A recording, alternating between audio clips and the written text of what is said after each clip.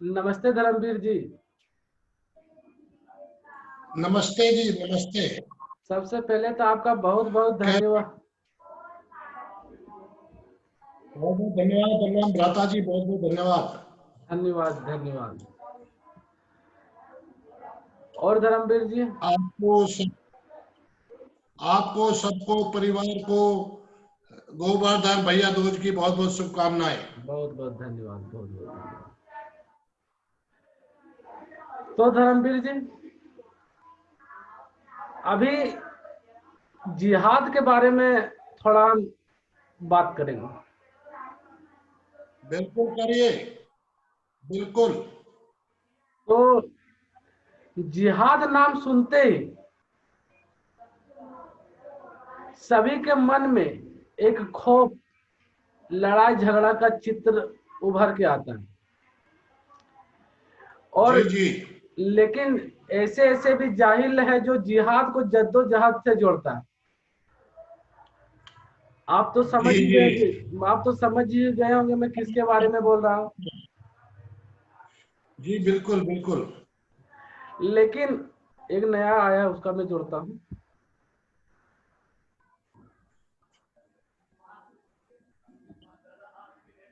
देखिए, हाँ तो प्रदीप आर्य जी जी जुड़ रहे हैं, प्रदीप आर्य जी जुड़ रहे हैं। हाँ, जोड़िए जोड़िए प्रदीप। हाँ, आप प्रदीप आर्य जी, हेलो। हाँ तो मैं फिर उनको जोड़ूंगा बीच में, ठीक है। तो एक जो जाहिल, मैं उसे तो जाहिल ही कहता हूँ कि वो जाहिल मौलाना है, जी जिसे जिसे खुद भी पता नहीं है कि जिहाद क्या है, वो दूसरे को जिहाद के बारे में बतला रहा है। जी लेकिन इस्लाम के मानने वाले कुछ लोग हैं जो इस बात को भली भांति, प्रदीप जी आप अपनी थोड़ी सी आवाज को कम कर लें।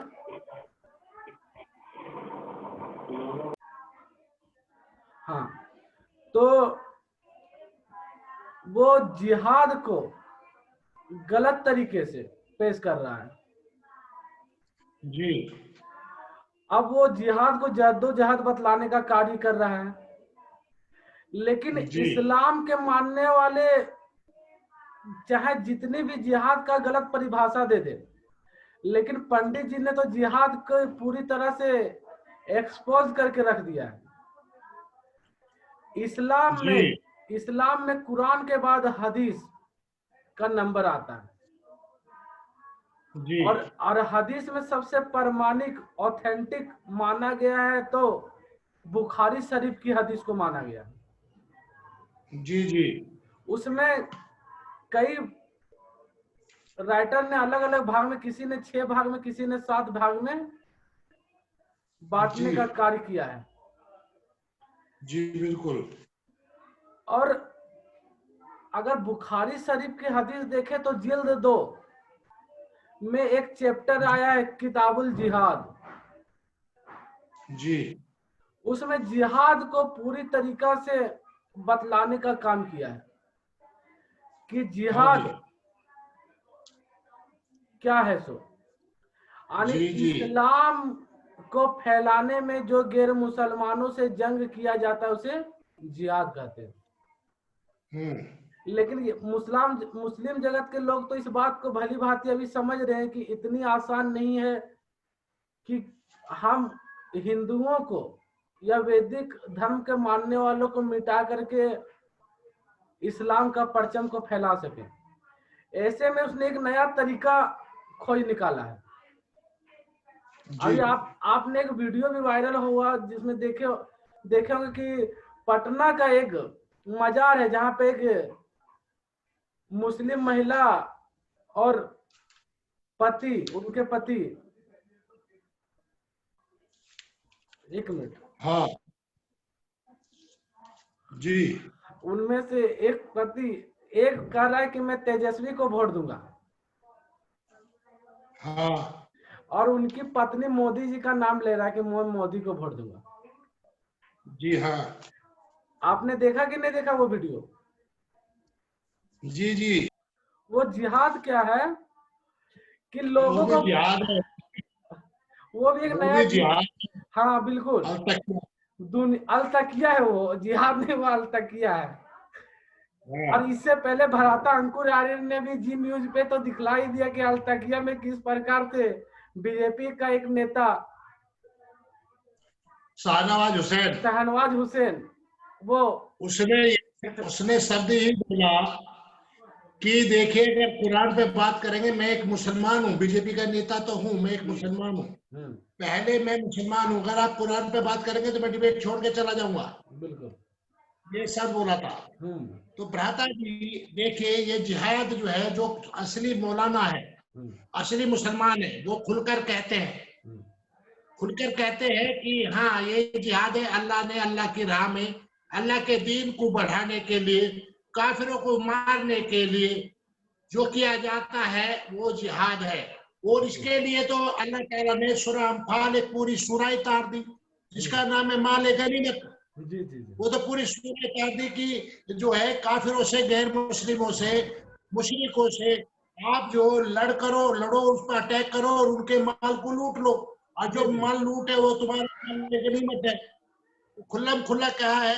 फिर अल्लाह ने ये भी कहा है कि तुम अल्लाह की राह में जिहाद करते हुए अगर मर जाते हो तो उनको मरे ना समझो, वो तुम्हारे लिए मरे, मेरे लिए मरे नहीं है। बिल्कुल। तो अल्लाह खुद कह रहे हैं, वो जो मौलाना खुल्लम खुल्ला कह रहे हैं कि भाई वो जो अल्लाह हू अकबर कह के जो है नाराए तकबीर अल्लाह हू अकबर कह के जो है गर्दन काटते हैं, वो ही सही इस्लाम के मानने वाले हैं।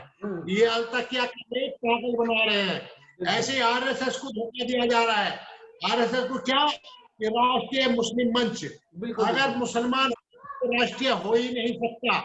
अगर वो राष्ट्रीय होगा तो राष्ट्र के लोगों से उसको प्यार करना पड़ेगा, और राष्ट्र में तो काफिर जो है गैर मुस्लिम भी रहते हैं, मुशरिक भी रहते हैं, अगर उनसे प्यार करेगा तो वो मुस्लिम नहीं रहेगा, वो मुस्लिम रहेगा ही नहीं, चूंकि इस्लाम में मना किया, अल्लाह ने मना किया है। इस्लाम में तो साफ साफ कहा है कि आप मुसलमान कब हो सकते हैं, जब ईमान लाइएगा तब। ईमान के ईमान मुफस्सिल और ईमान मुजम्मिल पढ़ेंगे तो साफ साफ पता चल जाएगा कि अमन तू बिल्ला, ईमान लाता हूँ मैं अल्लाह पर, वह मलाइकत फरिश्तों पर, वह कुतुब मतलब किताबों, किताब भी चार हुए, तौरात जबूर इंजील व कुरान, वह रसूल भी चार हुए, दाऊद ईसा मूसा और मोहम्मद, वल यामी आखिरत वल कद्र खैर बसरी मिनल्लाहि ताला बासे बादल मोर।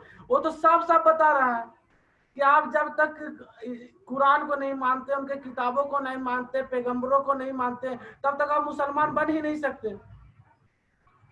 तो छोड़िए ना, हम मुसलमान बने क्यों भाई, हमारा सीधा वो है, तुम उस पे अल्लाह पे ईमान रखते हो। ईमान का मतलब ही होता है विश्वास। हमारा जो है अकीदा है कि परम पिता परमात्मा जो दुनिया को बनाने वाला है, जिसका ज्ञान परमात्मा ने सृष्टि के शुरू में दे दिया, हमारा उस पर विश्वास है, हम उसको मानते हैं। और फिर हमारे हिंदू भी देखा जाए, तुम ये कहते हो कि अल्लाह जहन्नुम में डालेगा, जन्नत में डालेगा। अरे भैया, हमारे तो हिंदू जो है, हमारे में हिंदुओं में तो स्वर्ग में पहले से ही है। तुम्हारे जन्नत के, तुम्हारे जो है दो के चक्कर में हम क्यों पड़े? हमारे यहाँ तो स्वर्ग में पहले से ही है, हम तेरे के चक्कर में थोड़ी पड़ेंगे। सोचने वाली बात है ना। तो ये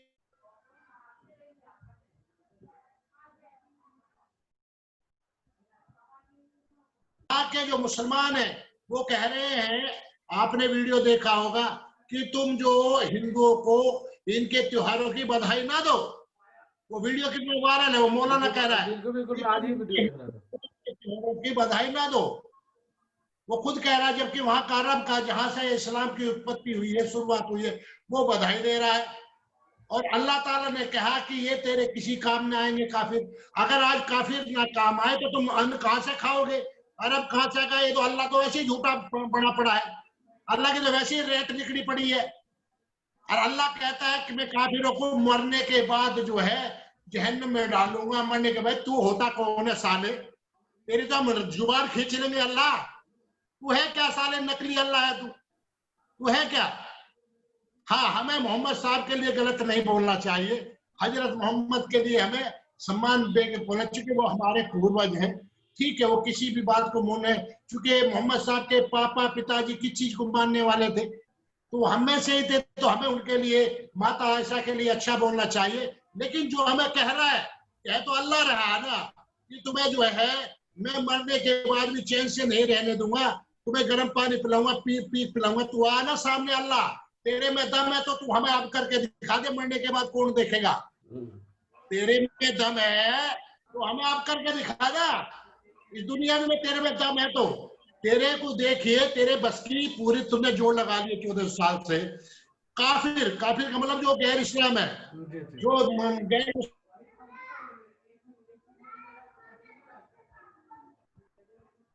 है, काफिरों को फायदा देगा तू। ये अल्लाह नाम की बीमारी है, बीमारी कैंसर है, कैंसर। इसने मोहम्मद साहब को भी गुमराह किया है और पूरे सब लोगों को गुमराह किया है। आप देखिए कुरान मजीद है, पाक, कुरान पाक में सिर्फ जो है सऊदी अरब के आसपास लड़ाई झगड़ा, मारना काटना, लूटना और किस्से कहानियां, इसके अलावा कुछ है? मुझे इस्लाम के मानने वाले अल्लाह एक काम बता दे कि अल्लाह ने ईमान वालों को बताया है कि एक काम दुनिया में जो मानव मात्र के कल्याण के लिए हो, जो प्राणी मात्र के कल्याण के लिए हो, जो इस वसुंधरा के कल्याण के लिए हो, एक काम बता दे इस्लाम के वाले जो अल्लाह को मानते हैं। अल्लाह एक काम बता दे, तूने सबके लिए किया हो, सबके भले के लिए एक काम किया, कोई बता दो जी। बिल्कुल बिल्कुल, आप बिल्कुल सही कह रहे हैं भ्राता जी। जी, और बताइए आप। तो मुसलमान दोषी है ही नहीं, मुसलमान दोषी नहीं है। मुसलमान के तो छोटे से बच्चे को वो उसको बताया जाता है तू मुसलमान है, तू मुसलमान है, तू मुसलमान है। काफिर तेरे खुले दुश्मन है, दुश्मन है, दुश्मन है। उसको तो इतना विरोध भर दिया जाता है उसके अंदर, वो नफरत करने लगता है। और मुझे कोई जो बताए कि भाई ये तुम्हारे दुश्मन है, दुश्मन है, छोटा सा बच्चा हो तो वो बेचारा का उनका क्या कसूर है? इसलिए मुसलमान के बच्चे का कसूर नहीं है। परमात्मा ने तो उसको जो है मानव जाति में पैदा किया है, इंसान बनने के लिए, मनुष्य बनने के लिए। इन्होंने मनुष्य ना बना के मानव जाति से सीधा मुसलमान बना दिया। मनुष्य नहीं बनने दिया इसको, उसको मुसलमान बना दिया। ये दिक्कत है, मुसलमान बना दिया तो गैर मुस्लिमों से वो जो है जिहाद करेगा, मारेगा, काटेगा, लूटेगा। आप ये देखिए, कहते जिहाद नहीं है। आप देखिए एक जो है जो उग्रवादी है, जैसे मोहम्मद के संगठन के लोग आते हैं, कहीं कोई प्रोग्राम हो रहा है, बच्चे हैं, बीबी है, बड़े हैं, बूढ़े हैं, आके वहां आके फट जाते हैं। क्यों भाई? उनकी जमीन बट रही थी, कोई दुश्मनी थी, वो क्यों फट जाते? कि अल्लाह का हुक्म मानते, काफिरों को मारना है, काफिरों को मारोगे तो सवाब लगेगा, काफिरों को मारोगे तो सवाब लगेगा, इसलिए आके मार देते हैं बेगुनाह लोगों को। नहीं तो कोई दुश्मनी नहीं, कुछ नहीं है। आइए कहा जाता है, मौलाना को बुलाइए सामने, इनकी बताते हैं इनको क्या सही है क्या नहीं। जी जी जी बिल्कुल बिल्कुल। एक और वीडियो अभी न्यूज नेशन पे चल रहा होगा, शायद आपने देखा भी होगा। उनका नाम क्या था, दीपक चौरसिया उस पर डिबेट कर रहा था कि किस प्रकार से मेवात में एक हिंदू को और उनके परिवार को कब्जे में लेकर के उसे मुसलमान बनाया और सभी मस्जिदों में उसे ले जाया गया और अंत में उसे मक्का मदीना में ले गया हज के लिए। और वहां से आने के बाद उसने तो साफ साफ बतलाया कि किस प्रकार से उसे मुसलमान बनाया गया दबाव लेकर के, और फिर उसे किस प्रकार से उनके पूरे परिवार को कब्जे में ले गया। और उसने तो ये भी बतलाया कि मुसलमानों के बीच में हिंदुओं के बारे में क्या चलता है, या तो काफिरों को मिटा दो या उन पे राज करो। जी बिल्कुल। अब ये तो अल्लाह का हुक्म है ना, मैंने वही कहा ना, आप मेरी बात को समझो। मैंने कहा कि जब मानव जाति में जन्म लेते हैं तो मुसलमान अगर वो पहले से है तो वो मनुष्य नहीं बनने देगा। वो जैसे मानव जाति में लेके जो है पढ़ा लिखा के मनुष्य बनना पड़ता है, डायरेक्ट मनुष्य जन्म नहीं लेता, मानव जाति में जन्म लेते हैं। तो ये मनुष्य नहीं बनने देते, उसको मुसलमान बना देते हैं। मुसलमान का मतलब जो गैर मुस्लिम है उनको सबका दुश्मन, तो हिस्सों में बांट दिया ना, जहन्नुमी और जन्नती। तो ये क्या काम करते हैं, इसको मुसलमान बना देते हैं, इंसान नहीं बनने देते। तो इंसानों का दुश्मन होगा ही होगा, ये है प्रॉब्लम। आप मेवात की बात बताओ, मेवात में पहले सारे कन्वर्टेड थे, वहां बड़ा सम्मान करते थे, राम राम भी बोलते थे, नमस्ते भी बोलते थे। जब से ये जमात के लोग आने लगे ना वहां जमात, वहां मस्जिद भी बनवा दी वहां बहुत ज्यादा है। तो जब से जमात आने लगी, औरतों की जमात भी आने लगी, तो औरतें भी जमात में आती थी, वहां औरतों को शिकायत की थी, जो मर्द जमात में आते थे